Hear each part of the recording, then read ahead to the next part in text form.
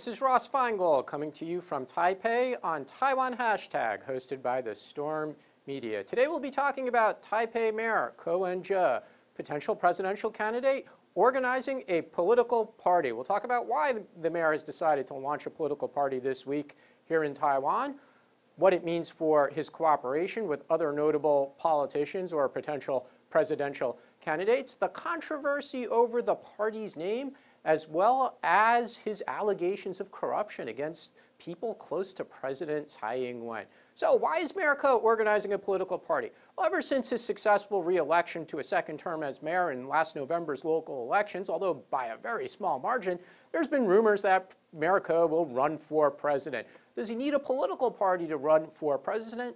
Not necessarily. He could collect petition signatures to qualify for the ballot without necessarily having a political party. Not being part of a political party was part of his appeal when he first ran for president in 2014 as an outsider, somebody who was not coming from a career in politics, somebody who was not coming from a political party machine, although he ultimately did receive the endorsement of the Democratic Progressive Party back in 2014. But again, important part of his appeal. I am not a traditional politician. I am not part of a political party. Didn't need the endorsement of the DPP in 2018. In fact, they ran their own candidate, as did the KMT, the Kuomintang. And he still won re-election without a political party. So why now? Well, again, could be because he's going to run for president. He said he'll make that decision probably in September, so he's got another month to take action on that. But a political party would allow him to maintain influence. How? The party will probably run candidates in the legislative election, which will occur on the same day as the presidential election next January. If the party will successfully get some of its candidates into the legislative yuan, and Mayor Ko is the party leader, even if he's not the president, he's still going to be mayor, and he's the party leader, he'll have some influence over his party members who are in the legislative yuan and over policy making. And in fact, depending on how the legislative yuan election ultimately plays out, he could have a substantial amount of influence if the legislative yuan is very split. If, for example, the Kuomintang and the DPP have similar number of legislators, then smaller parties, of which there are multiple parties competing for the legislative yuan election, his party might have 3, 4, 5 seats, for example, the way other smaller parties have traditionally won in past legislative elections, could give that party an outsized amount of influence. And if Mayor Ko is the leader of that party, he'll be the influential person in the legislative yuan. And that would set him up to run for president in 2024 if he doesn't run for president in 2020. Why? His second term as mayor will end at the end of 2022. There are term limits here in Taiwan, so he's limited to 2 terms. So he would have all of 2023 to be a presidential candidate, and then the next presidential election will be in January 2024. So the timing might be right for Mayor Ko to build up an organization. Again, he didn't need it before, but if you get people into legislative yuan, it'll start to give him influence over policy making, and this influence could go way beyond the presidential election or even the remaining 2 to 3 years of his term as mayor of Taipei. What does it mean for his cooperation with other leading politicians? Well, in recent days and weeks, there's been a lot of speculation whether or not Mayor Ko could cooperate with Terry Go Taiming, former chairman and founder of the Foxconn Honhai Group, which manufactures all of our great technology products, such as iPhones and other components and consumer electronics. Terry Go ran for the Kuomintang KMT nomination. He lost. Now there's rumors that he might run as an independent, not with a political party. But in the days after news was leaked that Mayor Ko is forming a political party, now there's speculation that the two of them, Mayor Ko and Terry Go, might collaborate. In fact, there was a lot of media focus on whether or not they even have spoken or met in the time since Terry Go has returned to Taiwan over the past week. Anyway, we're going to have to wait and see over the coming days with the launch of the party, actual face-to-face meeting. Maybe they'll meet the media together and talk about what their plans are. And would it mean Ko runs for president with Go as the vice president? Go runs for president with Ko as the vice president? One of them runs and the other one doesn't run but helps, assists, endorses? We just don't know. It's a lot of speculation. And the other politician that's kind of in the mix is former legislative yuan speaker Wang Jinping. Originally also sought the Kuomintang nomination for president. He then dropped out of the primary process because he didn't like the way it was designed. A lot of speculation that he still might run for president. Again, he might run as an unaffiliated candidate, not affiliated with any party. Maybe he'll cooperate with America's new party. Maybe he'll be on a ticket with America. Maybe he'll be on a ticket with Guo Taiming. And that ticket will run independently, but with the endorsement of America's party. We just don't know. But everybody's speculating, waiting to see what they will do. But here's one of the key things to keep in mind. In most polls, America is still a competitive candidate for president. Is he leading in those polls? Not necessarily. But Tsai Ing-wen, the incumbent president, she polls in the high 20s to low 30s. Han Kuo-yu, mayor of Kaohsiung, candidate of the Kuomintang, also polls in the high 20s to low 30s, depending on which poll you look at.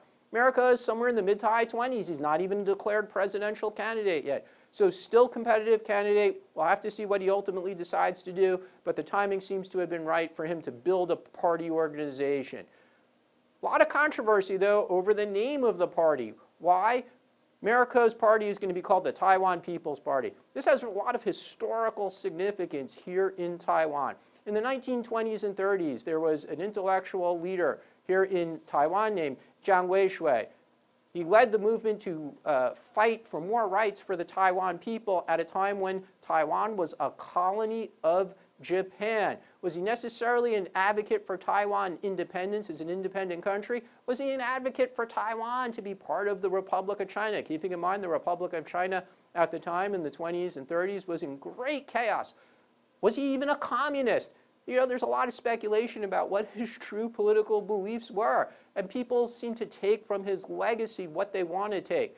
But when America said that his party was going to share the name of Jiang Weishui's party, a lot of people here complained. They said, no, you know, that was a leader for Taiwan's independence. He was a leader to get Japan out of Taiwan, to promote the identity of the Taiwanese people. And America, you don't necessarily stand for that. You've said you prefer to have good relations with China. So a lot of people complain. Even some of the descendants of Jiang Weishui, they took to the internet. They complained. They wrote some very scathing commentary, very critical of America proposing this party name. Will the government allow this name to be used? We're going to have to wait and see. Something very interesting to watch. So there is a law, of course, governing political party formation. The law says you can't use a name that's similar to an existing political party. That's the key thing. Jiang Weishui's political party from the 1930s is no longer in business. They've been out of business since the 1930s. No other political party is currently using that name. So was it a brilliant move, a brilliant marketing move, a brilliant link to history by America and the people who are helping him to launch the party? Or is it taking history inappropriately from a very revered leader from the 1920s and 30s here in Taiwan? We'll have to see if the government will accept complaints or uses a reason that it's too similar to the name of another party that doesn't exist. Something to watch for in the coming days once the party has its formation meeting and they submit their paperwork to the government and they say, we voted on the name, this is the name that we approved or our initial members approved. Could be that America will add a different word or two to change the party's name to try and mollify the critics. Speaking of criticism, in recent days, America has made some very strong criticisms of President Tsai. What did America say? Well, America has said that everyone around President Tsai has been corrupt. Is that a fair criticism? Probably not. Now, to be fair to President Tsai, there's been a very limited amount of corruption in her administration, at least at the very senior levels. Of course, local corruption is an ongoing problem here in Taiwan across all political parties.